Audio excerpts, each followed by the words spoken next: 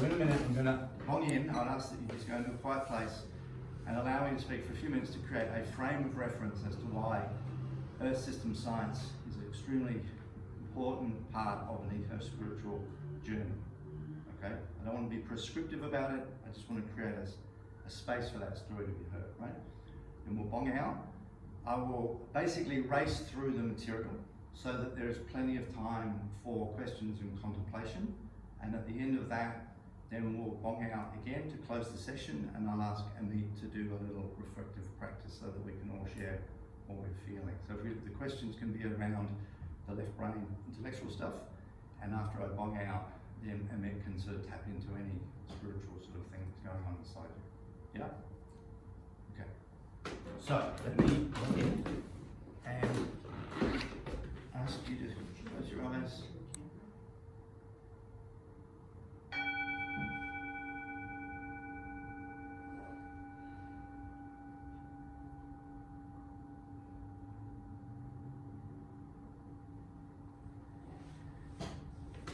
I would have it that the idea of having a spiritual affection to something, the idea of being spiritually in tune with something, is integral part of us being effective at protecting that very same thing.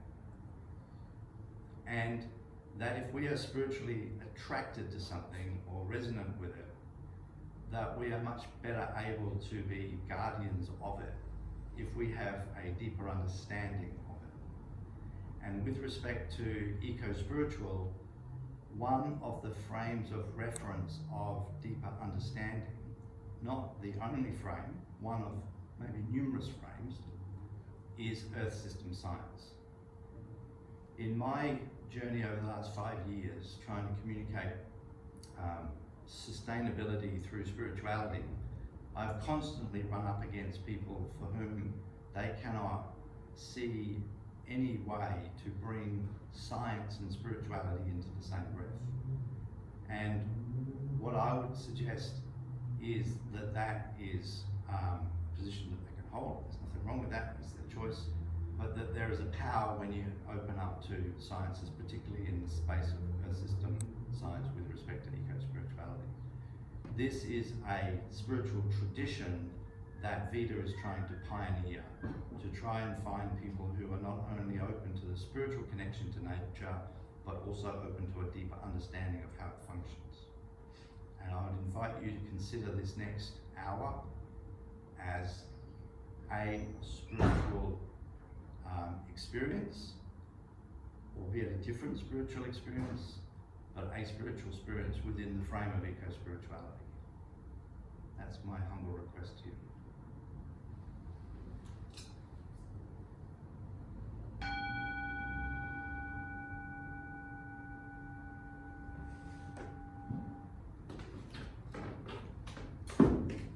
Okay, now, this stuff that I'm going to be talking about, on one hand, it can be really dry and intense and full on. We're going to talk about the biosphere, planetary boundaries, Gaia theory.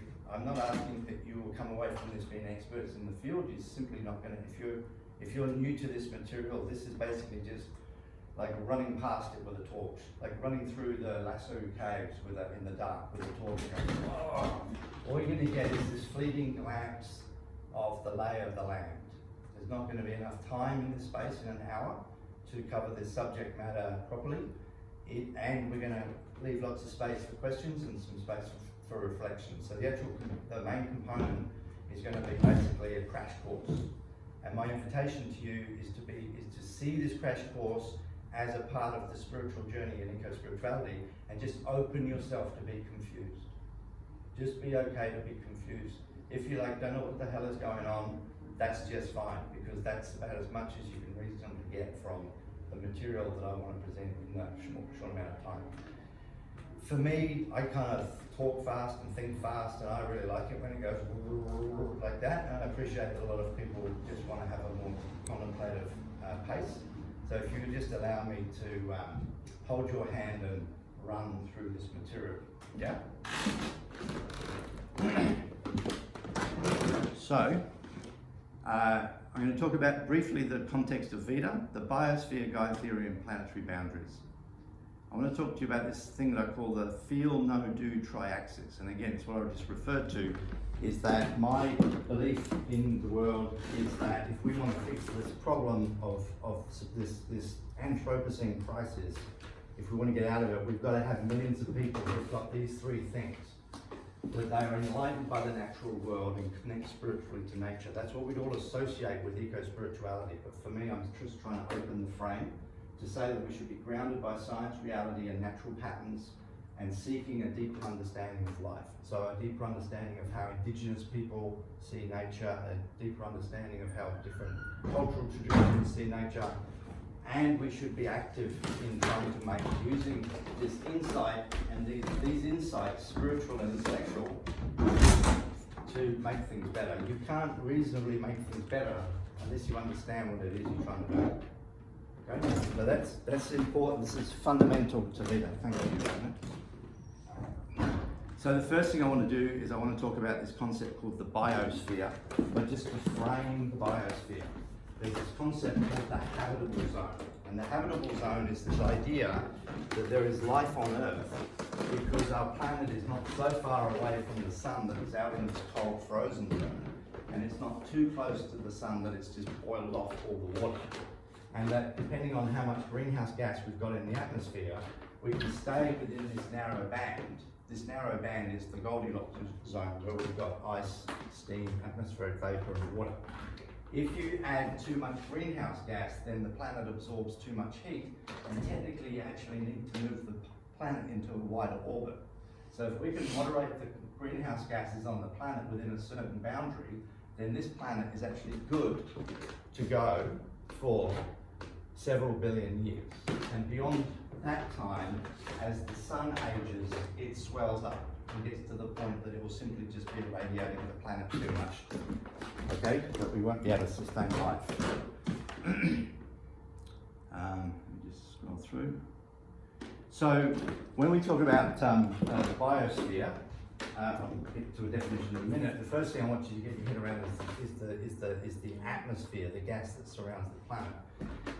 And these two layers of the atmosphere are important for our broader conversation. The troposphere, which is the part of the atmosphere closest to the ground, which stretches up to 12 to 18 kilometers, and it's at the top of the troposphere, or the lower part of the upper part, the stratosphere, that you find the jet liners. You know when you go up in the plane and the little noise comes on, it goes boom.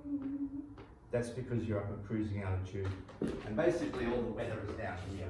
Right? The reason why the planes go up into the stratosphere is because there are very strong winds, but it's not generally turbulent. There's no weather up there, right? But down here you've got all the clouds and all the cumulus and all the eddies and all the complicated stuff. So when we're talking about the atmosphere, we'll be talking about the troposphere as distinct from the stratosphere. The stratosphere is very important in these conversations for a few reasons. One reason is because up here somewhere, there's a band of gas called ozone. It's like higher concentration of it, the ozone layer. And also this is really dry, so if anything gets up there like dust, it doesn't rain out really quickly. Come on in. So when we talk about the biosphere, it literally means the sphere of life, and technically the word biosphere is simply an analytical expression that describes where living things can be found. Typically in dialogue, it's regarded more as almost like this semi-spiritual concept of the biosphere. It's this ball of living, ball of life. Okay, and if you were to look at the Earth from the side, if you like, you've got over here a mountain range, and up here you've got the clouds and the ocean, and then underneath the ocean, and then below that you've got all the rock in the Earth's mantle. There are living things all the way through here. Okay. All the way through. So we obviously think, when we think about the biosphere, we think about things like forests, we think about coral reefs, we think about the places where life is really obvious and abundant. But in reality, there are living things that penetrate kilometers, 5, 6, 7 kilometers down into the rocks of the Earth. And there are living things actually reproducing. Bacteria live and reproduce on the upper clouds. So the biosphere can actually be thought of as a band, which at its maximum is sort of around maybe 50, 60 kilometers, but 50 kilometer thick band where living things are on a 14,000 kilometer wide planet is a very, very, very thin substrate. It's analogous to the dust on a billiard ball, or the sweat on a door handle, or the lichen growing on a big boulder. That's how it can be thought of. 50 kilometer band, most of the actual living things are within a kilometer of the surface. Okay, the photic zone of the ocean and the kilometer or so of the land. So 99%, probably 90% of all the living things are in a thin band, but there's things all the way up to the edge. Okay, so that's just trying to frame the idea that life lives on this planet on this thin outer edge. And this is just a science paper I found out that's talking about the microbial population of clouds, right? And trying to understand how they interact with chemistry and nucleation, which is the term that's used to describe how water vapor turns into water droplets to make clouds. So again, it's just trying to illustrate the bacteria living in the clouds. And this one again is just something I just drug up just by a quick Google search. And boreholes more than 5,000 meters deep were used to construct models of the subterranean ecosystem. And they're finding living things like this thing over here, 5 kilometers down, living in the tiny little cracks between the pores. That's the extent of life. So moving straight along into Gaia theory is this idea that one of the theories that have been put forward by geologists to explain how it was that living things have been on the planet for over 3 billion years is that the planet just happened to be kind of formed just bloody right for life. You know, it was just kind of coincidental. But there was a deeper sort of thinking around this by a couple of people called James Lovelock and Lynn Margulis, who in 1974 put this paper out. They'd alluded to this idea in other science papers, but this is the first time they'd actually put forward a scientific argument. And what they're basically saying is, and I'll read you the title to bamboozle you, but it's actually explanatory what they're saying, right? So they're talking about atmospheric homeostasis. This is the title, right? So atmospheric, obviously relating to the atmosphere. Homeostasis is a concept of something that stays within a balance, yeah? Like the temperature in a refrigerator is in homeostasis. It stays within that narrow band, yeah? So the stability of the atmosphere, and this is particularly relating to heating of the planet, okay, is by and for the biosphere. So what the paper is basically saying is that the living planet, the biosphere, the combined mass of all those organisms, is actually tweaking the conditions of the atmosphere to suit its own interests. And it's been doing this for 3.2 billion years. And it was a really, really significant scientific insight. You see, it's called the Gaia hypothesis. It's later become known as the Gaia theory, because when the idea is first put up, it's put up as a hypothesis, and later, as it gets more evidence, and a theory is actually formed from it, then it goes on to have its further name. And so basically from this abstract here, it says during the time of 3.2 times 1 10 to the power 9, like 3.2 billion years, it's saying, that life has been present on Earth. The physical and chemical conditions of most of the planetary surface have never varied from the most favourable for life. Early after life began, it acquired control of the planetary environment, and that this homeostasis by and for the biosphere has persisted ever since. So this concept of Gaia came out from this independent scientist who never worked in an institution. He's always working on his own little factory. He got widely scorned by the scientific community because what he was proposing was so outrageous. But this actually started part of the modern environmental movement, and James Lovelock, the lead author, has been sort of regarded as like the intellectual grandfather of the environmental movement. So those thinking environmentalists, they all know James Lovelock's work, and the concept that all the living things on the planet are somehow in on this plot to maintain conditions on the planet suited to their own well-being. I'll give you just one example of that so I can continue racing through. But you hear me talking a lot about plankton and my little expression, thanks plankton. So there's two broad types of plankton. One is the zooplankton and the other is the phytoplankton. One's animals and the other are plants. Obviously, the animals eat the plants. The phytoplankton produce a gas molecule called dimethyl sulfide, and they release it in these certain conditions. And this dimethyl sulfide gas goes into the atmosphere. It breaks down in the presence of ultraviolet radiation, releases a sulfide molecule, and the sulfide molecule is what's called a cloud nucleating agent. It's a little tiny dot of something that allows water vapor, which is the gas version of water floating in the air, to attach to the nucleus. And when enough of these water molecules attach to the nucleus, you've got what's called a raindrop. And if you've got hundreds of trillions of raindrops, you've got a thing called a cloud. Now, one of the benefits of clouds over the ocean is that they have the albedo effect, which allows the sunlight to reflect off the cloud, which helps to keep the ocean cool. So it's a temperature regulation mechanism. In addition to that, the little plankton, as they grow, suck carbon out of the atmosphere and send it down to the seafloor, which is another mechanism of regulating the global climate.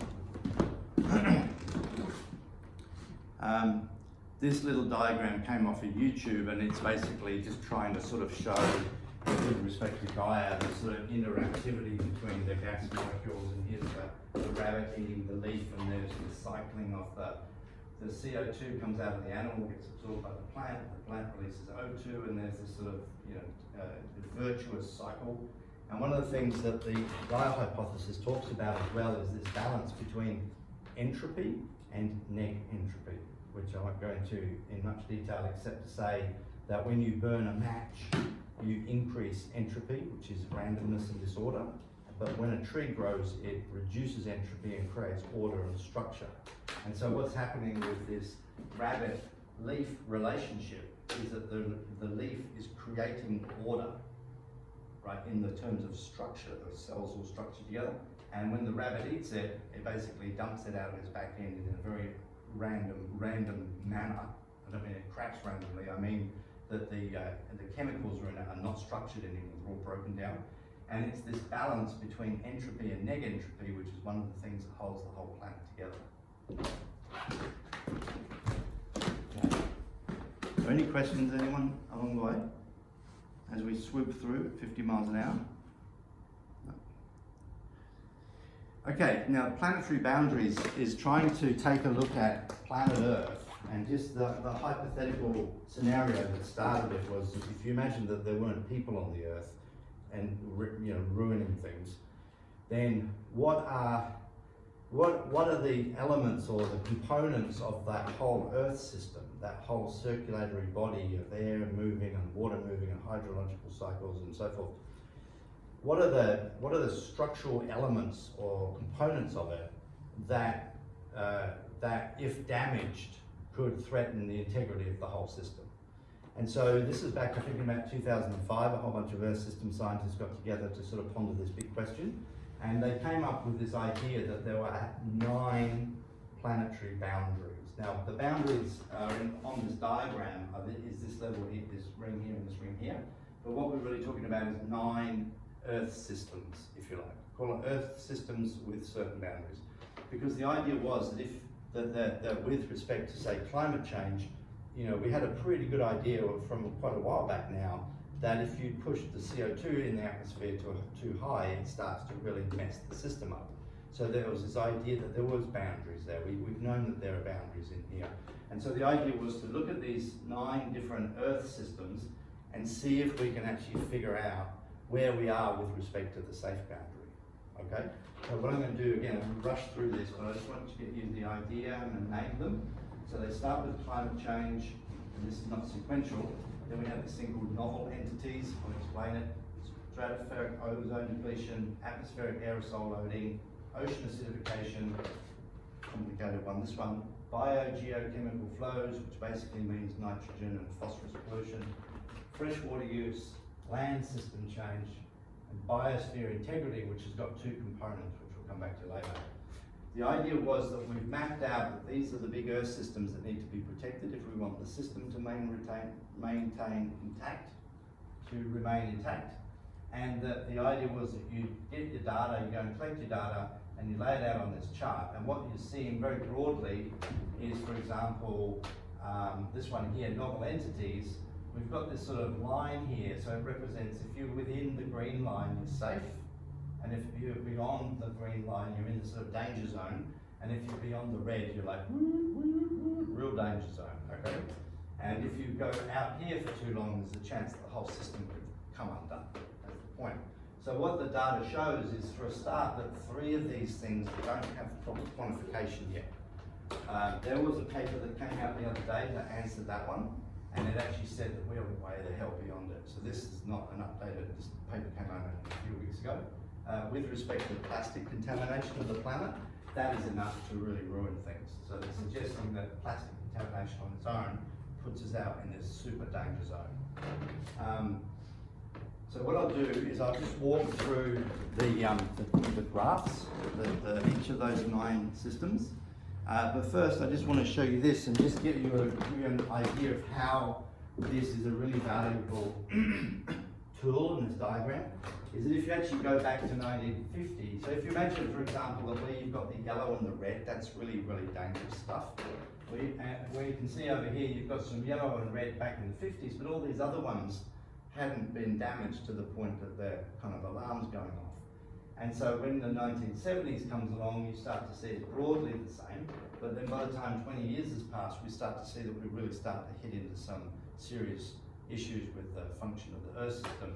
And then you go to the current time, which is what, 20, 30 years later, and you see how the patterns have actually changed, because back in the 1990s, we had a problem called ozone depletion, which we broadly fixed. So we've actually been able to wind that one back, okay? But meanwhile, these other problems have continued to exacerbate. So for example, if you look at 1990s, this one here is climate change. You see you've got a bit of orange, but there's a lot more orange over here right now. And so it's basically a way of charting the progression of the changes in the Earth system, which are predominantly driven by humans. So what I'll go through, I mentioned the biosphere integrity was one of the boundaries, and so biosphere integrity has got 2 components: functional diversity, which is the idea of, are there enough animals and plants living on the planet to fulfill the roles that are necessary for them in the ecosystem. So bees are a perfect example, because bees interact so heavily with the pollination of a whole range of different species. So that's the question: have we got enough animals to perform ecosystem functions? And then the next question is to do with biosphere integrity, but genetic diversity. And so I used a school of fish to sort of suggest that school of fish are broadly all genetically identical, but there's variability within them genetically. And so if you've got a sufficient amount of genetic diversity, the population is more robust, because it's better able to stave off things like diseases or changes in the environment. So the question from the Planetary Boundaries is, with respect to biosphere integrity, is whether there is a sufficient amount of diversity within biological systems. And this is really complicated stuff to answer. I mean, that's not a simple question. That's years and years, dozens of researchers trying to figure it out. Then we have that thing called biogeochemical flows, which is a really fancy name of saying nitrogen and phosphorus pollution. If you remember the graph, it's down the bottom on the right, and it's really, really blown out. This is super serious business.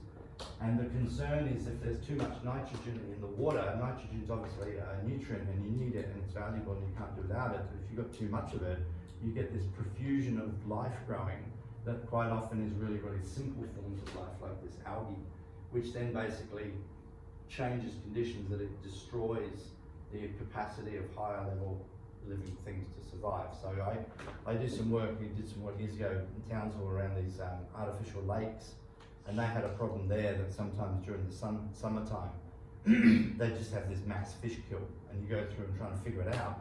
Basically what it was that when you get a good heavy downpour, because all these gardens are around the outside of the lake, all the dogs' business washes into the lake, you get increased amounts of nutrient, you get a nice hot spell, next thing the phytoplankton go bananas, suck up all the nutrient, and then the phytoplankton die, and then the bacteria eat the phytoplankton, and they suck all the oxygen out of the water and all the fish die.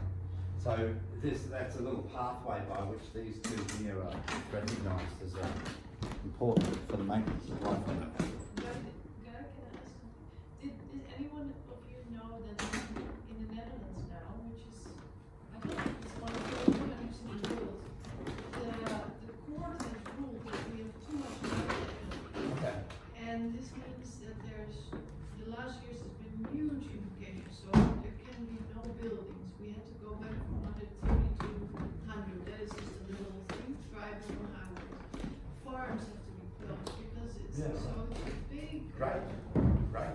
I think it's only in the Netherlands now that they've said, okay, this is enough. Yeah.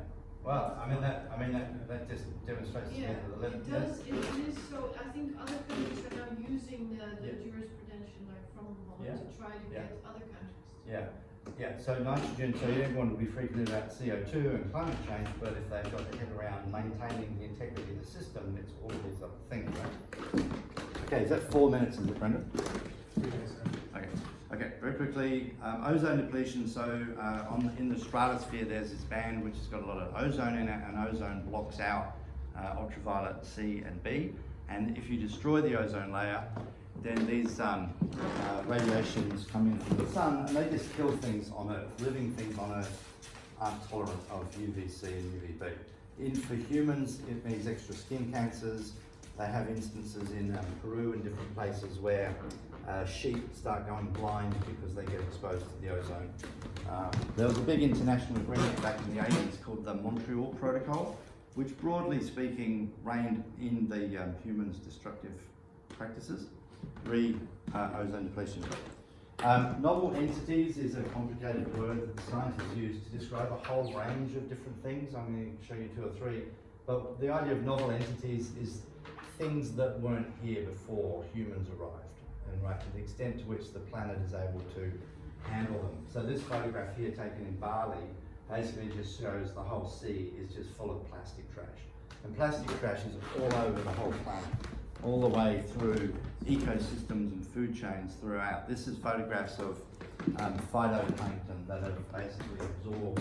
They basically got this little tiny particles of plastic, doped it with this radioactive material so you could see it, and then they just observed what happens when you leave it lying around with the phytoplankton, and they eat it, right? So this is an example of novel entities, and the paper came out recently saying that we had absolutely blown through the boundary. Okay, 5G is another one. Pesticides is another form of novel entities. Another system is called land system change, and so the good example of that is deforestation. So basically what's happening down with this green stuff is you've got all this hydrological cycle that's all contributing to the climate in the region. You go and take the trees out and it doesn't do that anymore. This is also storing thousands of tons of carbon, which is now being released into the atmosphere. So land system change is a planetary boundary. And freshwater use is another one. So this is a really important thing. You've got to have a sufficient amount of fresh water in the environment that's uncontaminated. I was reading a paper the other day that was saying that 80% of China's groundwater is unfit for human consumption. Ridiculous amounts. And it's contaminated with industrial chemicals and pesticides.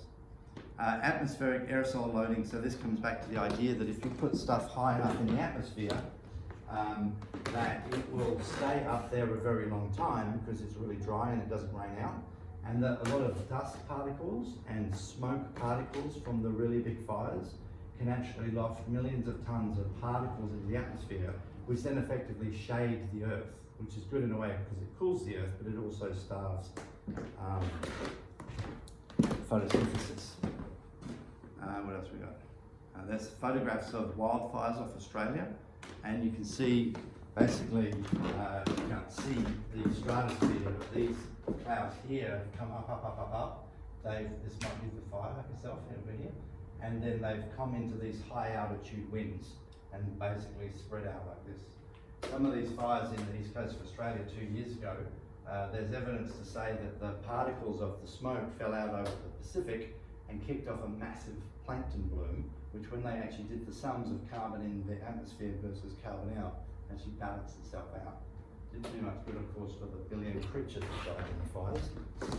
that just goes to show you part of the system. That photo represents aviation contrails, which aren't aerosols per se, but nonetheless have a contribution to cooling the planet by creating artificial clouds. And then ocean acidification, and this is really serious stuff that nobody talks about, which is why one of my pendants is designed to communicate, is that as we put carbon in the atmosphere, a proportion of that is absorbed into the ocean, which makes the ocean more acidic, and creatures that grow shells with calcium carbonates in them basically are melting as they grow, as they're fighting against the acidity taking away their shell. And that's going to have massive consequences for fisheries. And then of course climate change, we don't need to talk about that one. Don't want you to really look at this, just glance at it and just see that for each of these different 9 planetary boundaries listed down the side, there is a control variable, so the specific thing. So for example, biodiversity loss, genetic diversity, extinction rate measured as extinctions per million years or something. So basically there's the boundary, or there's the control variable. There's the boundary, which is regarded as safe, and there's the current value, and this basically says have we crossed the boundaries or not. And you can see just from this chart straight away that 1, 2, 3, 4, 5, 6, 7, basically 7 out of 9 of the planetary boundaries have been crossed. So it's like there's multiple ways that the humans have hammered the planet in the Anthropocene, and this outlines 9 of them. 8 more on top of climate change. Okay, there you go, bang. Earth System Science in 30 minutes by a vegan minister. Okay, any questions on that? Any thoughts? Anything you'd like to share? Does that make sense? What's your favourite planetary boundary? None of them. You can't say none of them, you've got to like go along with the game or something. Oh, right, sorry. Yeah. No, they're all pretty fucking horrendous. Yeah. Can you explain a little bit more about, because then there's the tipping points, but then there's 2 things. So there's the planetary boundary, and then there's the tipping point. And there's like one that you can't go back anymore, they think you can't go back, but the other one, like the ozone, you could still go back. Yeah.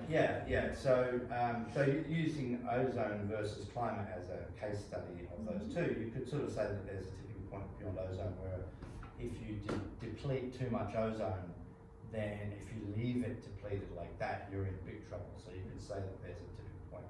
But the concept of tipping point is that you can't get up. Yeah. Okay, is that once you tip, you just don't come back. Snowball. But so with these planetary boundaries, these aren't necessarily tipping points. No, that's right. And we that's don't know right. where the tipping points are.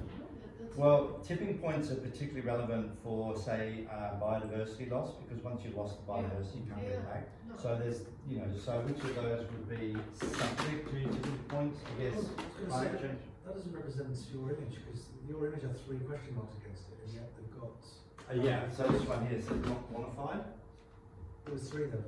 Yeah. Okay. Don't get caught up in that level of abstraction. This is off a Wikipedia page to grab that data. And then those diagrams that I showed you came from one of the different years, I'm not sure which one. Okay, so don't get not going into that. I was trying to defend this, that's all. No, that's fine. And it shows that you're awake and you're actually paying attention, so that's a good thing as well. With respect to climate change, one of the big tipping points is that if we lose the Arctic sea ice, then if we lose the Arctic sea ice, or when we lose the Arctic sea ice, actually, then basically what happens is that opens up this vast stretch of ocean to absorb heat where it was previously reflecting it, and it's very difficult to see how you can wind that back. Now there are scientists working on. I've got one of my Google docs or Google feeds that I get is this group called the Healthy Climate Alliance, who are dealing with like scientists to actually do the sums on figuring out, can we actually, what can we do to actually stop the Arctic from melting? And one of the things they're talking about doing is actually exacerbating one of these exact planetary boundaries. And what they're saying is if we actually go and push hard against one of these boundaries, this one in particular, that we can actually buy ourselves some time, because if you've got too much of this stuff, it's going to kill off like photosynthesis, and plant life. But if you've got a little bit more of it than we've got now, that actually reflects a lot of sunlight back in space, it helps to balance the fact that we've got too much heat. So you're talking volcanic winter? Well, what they're talking about doing is it's called solar radiation management is the term that they use, and it's basically putting tiny reflective particles up into the atmosphere. The simplest way of doing it is basically just to put sulfur into jet fuel. Do you know what this feels like? Have you seen the Simpsons episode? You know what I'm talking about? No. With the bear eating snake. Right. It just goes around in a circle. Well, they literally just start with something, and they get something else to eat that, and then Yeah. something else to eat that, and then something else to eat that. Yeah, and that's the nature of the crisis, right? Is that the worst? Is that one way of getting out of this mess is to make something worse. Yeah. Yeah. But it's also the whole Gaia theory is also that all these planetary boundaries, I mean, they are like sort of separate in the columns, but they are all connected. So if one tips or one, you don't know what will happen to the other because of that. Yeah, that's right. And so, for example, you often see the diagram actually highlights climate change and biodiversity as coming together because the two are so tightly coupled together that if your climate goes out of whack, you lose your wildlife. And if your wildlife goes out of whack, particularly forests and so forth, then you lose your capacity to maintain control of the homeostasis. I also read an article where the actual flow of the oceans will actually potentially cease. Yeah. And that'll hit biodiversity. So again, deep diving into Earth system science, one of the concepts is called the Great Overturning Circulation, which is this massive more nutrients, movement of ocean waters that go across the surface and then sink down and come back, and that's moving things around. And that's the other thing about the planet is everything's moving all the time. The carbon comes out of a tree and it drifts through the air and it gets picked up here and fish eats it and swims away. There's a whole dynamic cycle that's going on, which has taken a long time obviously to understand. But one of the concerns is as the Arctic is getting warmer and the temperature difference between the Arctic and the pole of the equator, the difference is becoming smaller. It's taking away the mechanism that was driving the ocean currents. And when that happens, you just start to see potentially a world that just right now, it's cold at the top, hot in the middle, and that drives weather systems and that drives rainfall and blah, right? But if all of a sudden that system breaks down and it basically just becomes hot everywhere, then you're not gonna have weather systems like that anymore. You know? And if you keep losing your forests to fire, that's just more carbon that makes it hotter still.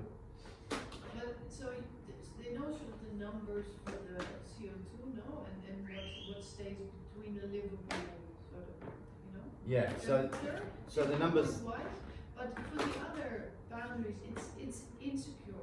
The tipping points, they don't know. Well, that's, we're using the word tipping point when maybe tipping points aren't the right expression. No, I to really use. mean that we can't go back, that we screwed up forever now. Yeah, well, It's like well, the temperature, if it gets too hot, we were screwed. No? Yeah, climate change and biodiversity are definitely two. And again, it just depends on your sort of, you could keep putting this up in the atmosphere and that will get to a certain point beyond which there won't be enough sunlight to drive photosynthesis. They have that. Yeah, so they could all have tipping points, some of which can be wound back through human agency. I didn't like at all the way you said understand rather than just respect. I don't think we should be understanding it all. I think we have to appreciate what it is, the complexity, and just respect it. Yeah, like a healthy respect, like the way you respect fire. I think, there's too many arrogant people out there trying to understand rather than just respect. Well, I mean, there's too many arrogant people out there trying to understand rather than just respect. One big shit in the atmosphere, it makes no sense to me. Yeah, but not just understand versus respect. They're trying to make interventions at the systemic level when they don't have any really understanding of downstream consequences. Because like you said, like this aerosol one is a great example where it seems like that might reduce the temperature of the planet, but we don't have any understanding of what it might do to the magnetic the stratosphere's kind of relationship with rays from the sun, or or how long it takes to come out of it, or Yeah. or maybe it creates a different kind of heating because those particles start to absorb heat that a part of the altitude that never had heat, but now there's something absorbing heat. Yeah. It's like clouds, so they keep you, it's always warm when there's clouds in the sky. Yeah, and you can actually sit down and look at the body of evidence, which is glaringly in your face that we're fucked if we don't do something about heating, and then look at this and go, well, we know that there's problems, but we can sort of moderately get our head around the risks, and then at the end of the day, you just got to make a call, you know. And really, in a way, what happens if they did do that cloud seeding? The way, there's two broad ways of doing it. One is to fly planes and use sulfur, basically, which is exactly what happens every time there's a big volcanic eruption. And the thing about the volcanic eruption is you can't choose when it happens or dictate how big it is, but you can start and stop the deployment of the sulfur and the jet fuel. And That would be secondly, below the stratosphere, so it would fall to the earth eventually. no, it'd be in the stratosphere, yeah. Yeah, and the guy who actually won the Nobel Peace Prize for ozone depletion work is one of the main proponents of it. Because everyone goes, oh my God, you put like sulfate into the atmosphere, it's going to turn into sulfuric acid. He said, yeah, it does. He said, but a tiny, tiny amount compared to how much humans are already putting up there. Yeah. Okay. The other mechanism for solar radiation management is called marine cloud brightening. This is actually pretty cool stuff. So a large portion of the Earth's surface is covered in an ocean that has got a particular type of cloud that is actually quite low to the ground, but quite often not really that dense. And what they're proposing to do is to get a ship and with a big pump and basically spray seawater 30, 40 meters into the atmosphere through like an evaporator, so it comes out in tiny droplets. And some of those tiny droplets will actually stay up and then contribute to the cloud, which will make the cloud brighter, which will reflect more sunlight off, which is reducing the sunlight. Yeah. And when they're actually doing the sums on that, it's like, oh, 200 billion, we're going to have enough of these ships to actually do that. You're like, 200 billion? Well, they spent 5 times that much invading Iraq. So this is like where we're up to now. We're in such dire straits that we're now looking at these multi-$100 billion projects to bail ourselves out of it. And of course, a lot of people are going, oh, we've already made a mess too much, we shouldn't be doing that. That's where the big battles coming in. I mean, that solution sounds like a better solution since we're not affecting the stratosphere where we don't know the consequences. But how much, it might cost $200 billion to build, but how much energy is it going to cost to pump that water Oh, up? of course. And that would be balanced in the assessment, because when you put the carbon in the atmosphere, it's got a heating effect, but if the carbon put up reduces heating by 10 times as much, it's a net balance. And that's why you've got these scientific boffins with their big And spreadsheets. it's also like, it's crisis management, because I think we did a paper on it this year on the Great Barrier Reef, and then one of the solutions to maintain the reef was what you just mentioned, no? Yeah, but that's Because otherwise, it's almost certain it's gone. It's like okay, one or the other, or it's gone, or we go into really drastic measurements that we don't know the outcome of either, maybe. But so we either accept it's gone, or yeah. it's a bit on that scale, no? That you. Well, it is. That's right. I mean, we're heading off a cliff, right? Yeah. And it's like, hey, I've got an idea, let's shoot a hole through the engine block. It's like, you can't shoot a hole through the engine block, I just bought this car. Dude, just to get back to the context, the whole system's coming down, Yeah, it's right? all gonna. Yeah. So if they left all the oil in the ground and didn't use what they have in reserve, would it make a difference? Yeah, it makes a difference because there's less heat trap and gas up there, right? Yeah, but if we did that, how big of a difference would it make? Well, it's like if you want to fix the problem, you've got to do that, but plus you've also got to pull 1 trillion tons of carbon out of the atmosphere as well. And plus you've got to accommodate for the fact that we've got all this extra heat in the system which shouldn't be there, which is melting the ice caps, which is going to make it exponentially worse. Not the ice caps, the sea ice. So yeah, we've got to turn it off, right? We've got to pull 1 trillion tons of carbon out of the atmosphere, and we've got to figure out how to accommodate for the fact that the planet's too hot. And so scientists in different places or different people are working on different projects. Is anybody really getting any kind of overview of these projects and what might really Yeah, well, or this- are people just doing like that? Yeah, well, this work, this Planetary Boundaries work is on that scale. This group that I talk about, the Healthy Climate Alliance, are also working as a not private enterprise, but like a group of scientists working together under a banner. are also working on it on those grand scales.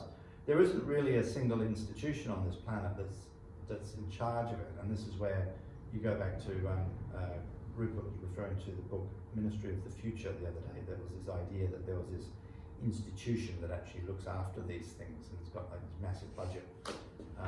I've got in one of my books called Love in the Age of Bitcoin, I created this organization called the Department of Planetary Boundaries Defense, where they'd broken up into these 9 units, and they had a climate change unit and an ocean acidification unit and a wildlife unit and and that they had like this big budget, and they're actually going out and just finding the bad guys and getting rid of them. But that doesn't exist at the moment. You've got the United Nations Environment Programme, you've got the United Nations Security Council, you've got the United Nations this, that and the other, you've got the Convention for Biological Diversity, and they don't mix them together very well, and it's... They're toothless sharks. Huh? They're toothless. Yeah, and it's the best we got, and it's just been aware of the, you're walking to the gallows, be mindful of the gallows and go, oh, Mind the step. Mind the step, that's a nice word. And, he's got 13 hoops in the noose. Yeah, and that's really a part of this, and that's a part of the spiritual practice that I'm proposing with respect to eco-spirituality. It's not that you can come away from a presentation like this going, I'm going to take care of, ozone depletion, or, it's not like that. It's just having a broader understanding of the system as best we can understand it. Yeah, and what I felt very much is when I was learning these things, I thought, why aren't we all learning this? I mean, of course you need also the emotional engagement with it, that is like the other necessity. But my God, nobody in my surroundings actually knew these things. And I think if people actually know these things, they might feel a little bit more, oh my God, it's really not good. I'm so amazed by. Well, it's holding their attention that though, actually. Can't hold their attention that long. Yeah. Well, and part of the reason for that is because this stuff isn't seen as having any like deep value, right? This is seen as wonky, boring boffin stuff. Where I as far as I'm concerned, I'm spiritually connected to this stuff in the same way I'm spiritually connected to the seabird, because this helps me understand the seabird.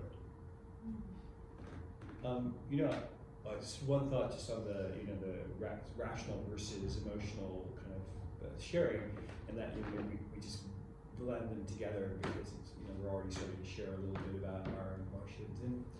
And I really want to go back to what you were saying. It's like, so I'm a scientist at heart. I quite like seeing the chart and understanding where we are and how it's quantified. And like this morning at lunch, I do have a rational terror for this, but it is really hard for me to feel some of these things. The way that I might feel if a little kid fell over. Of course. And and that's my point. I'm not asking that you become spiritually connected to this in the way that you become connected to a whale on the beach. Okay, but what I'm saying is that there is a place for this within eco-spirituality. Mm-hmm. It's an important part. It's like a proper high octane fuel. If you just walk along the beach. One of the comments from the walk, actually, it was the mirror walk, where somebody was saying, "Oh, look at those poor trees. It makes me feel so sad because they've all been cut back." Well, the reason they cut them back is so that they can come out with more beauty and flowers. You come back here next season when all the flowers are out, it's because they cut them back. And it's like that disconnect between what people see and their understanding of the thing and their spirituality, right? Sorry, back to your point. We were talking about this the other day, but it's about making every community a story relevant to them, based around that.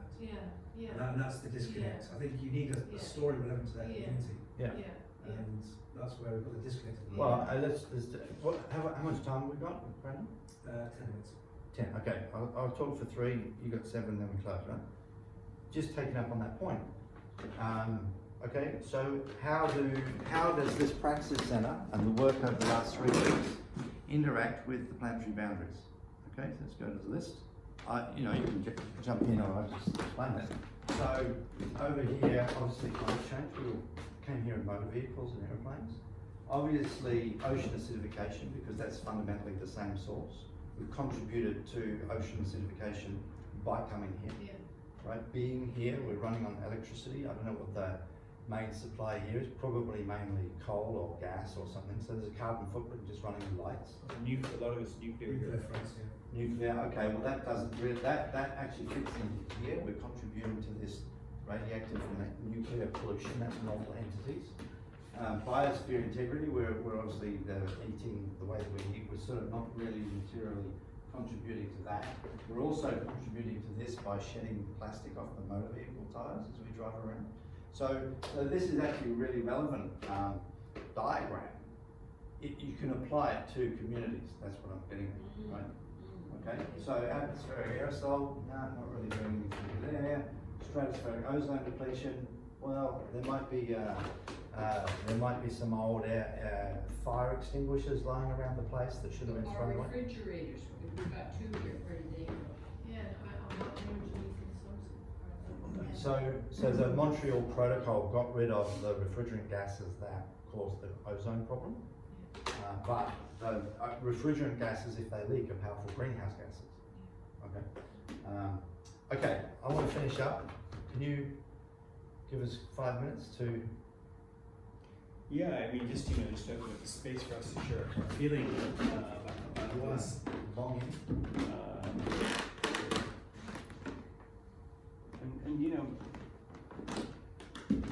Maybe I should just I'll go again and take a moment to just see how you're feeling right now, and we can kind of tap into that.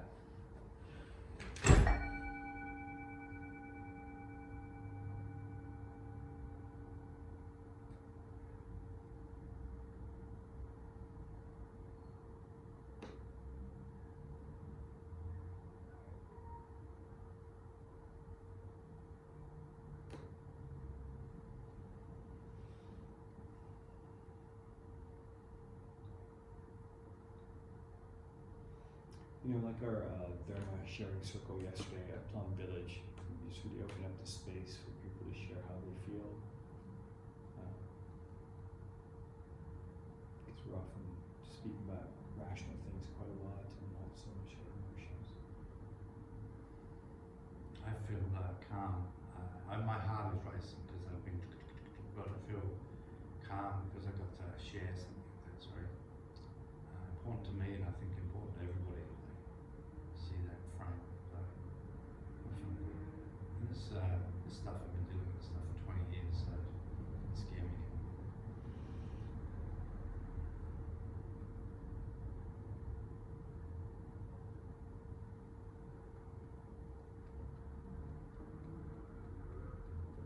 Apart from the awful not in my chest feeling, you look at the how fluffy my skin language is. And yeah, just general lack of understanding from others, from communities, from myself simply.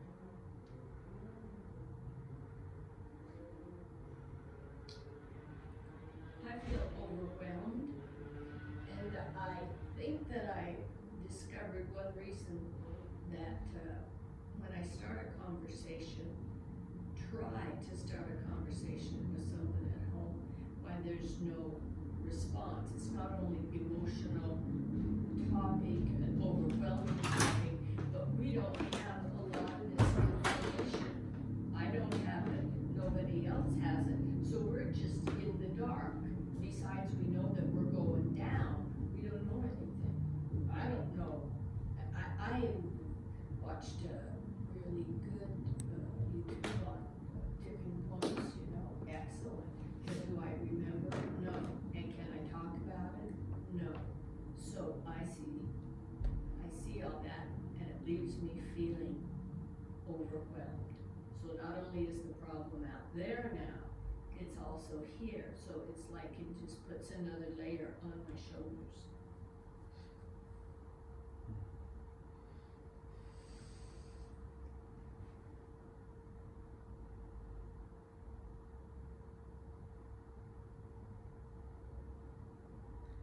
I feel very excited. But that's just because I've been hearing this for the last 2 years, and I'm through all the, and now I'm just excited to be with people who are also hearing and talking about this, and who care enough to feel pain and just share the pain. So that makes me really excited. So, well, not sorry. I'm so happy to hear that. Short and short. Yeah.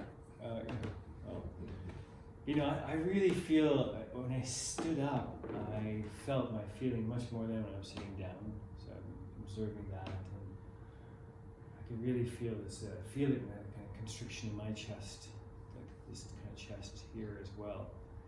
And I'm speaking in a way I don't normally speak, which is another thing that I'm conscious of, you know, kind of trying to find how it feels in my body. And I think it's quite an interesting journey for us to go on, because I'm partly not comfortable because of this, and partly not comfortable by just saying this, right?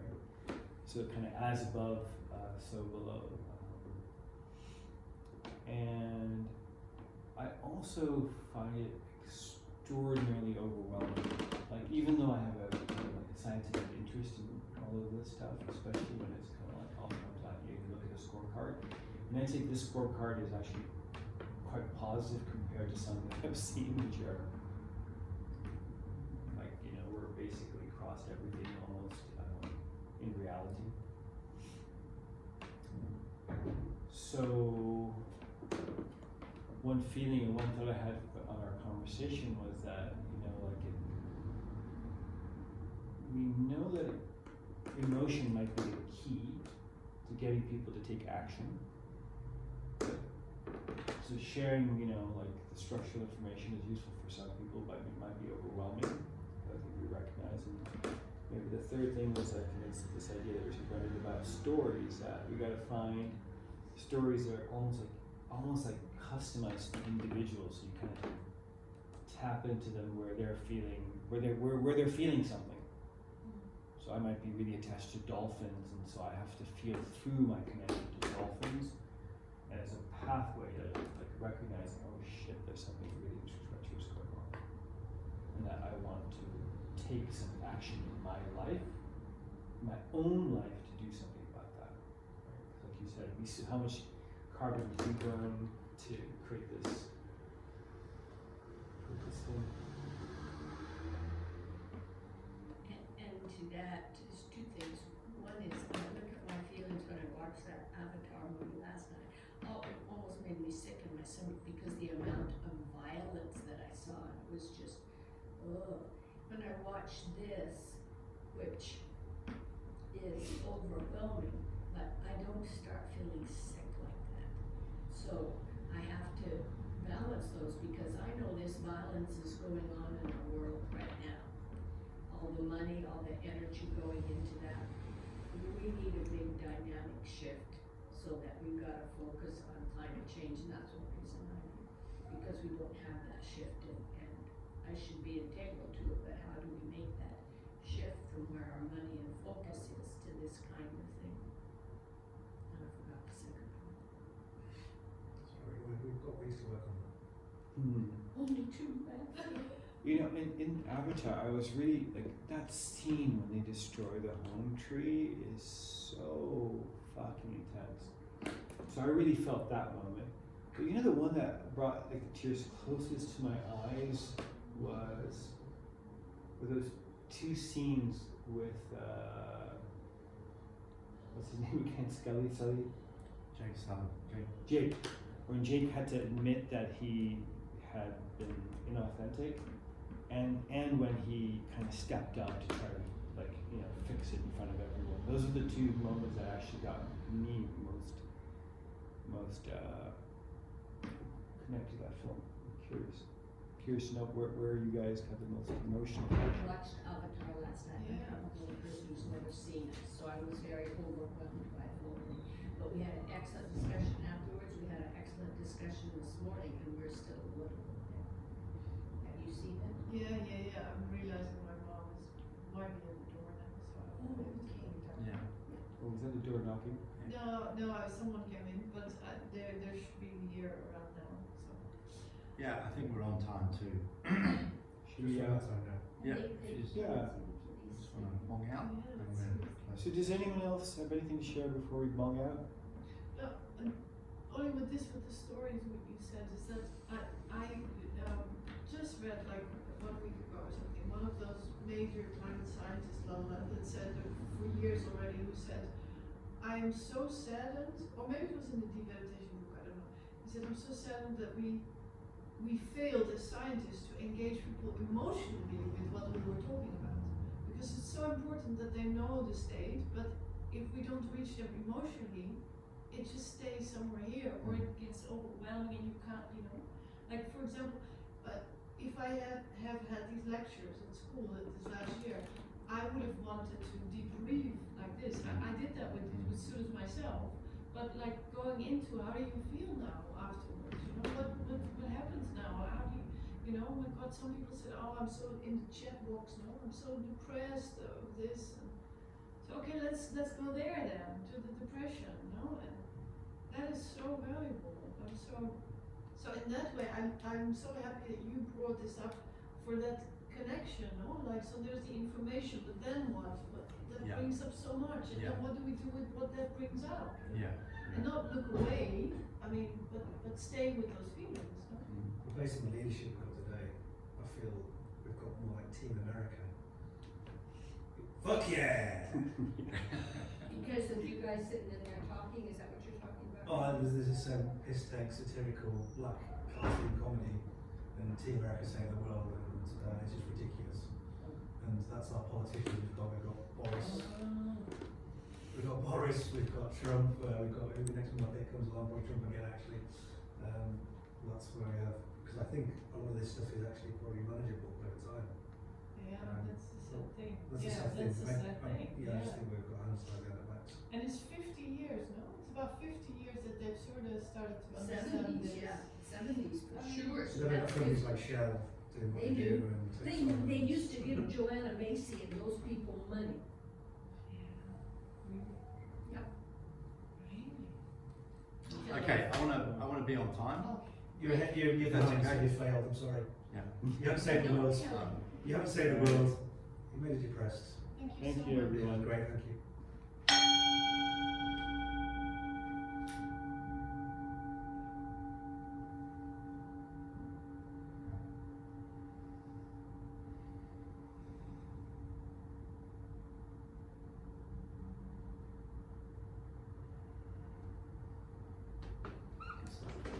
Thank you, God. Good, Thank you, guys. Thank you for sharing. Bye, Anne. And you are so It was welcome. really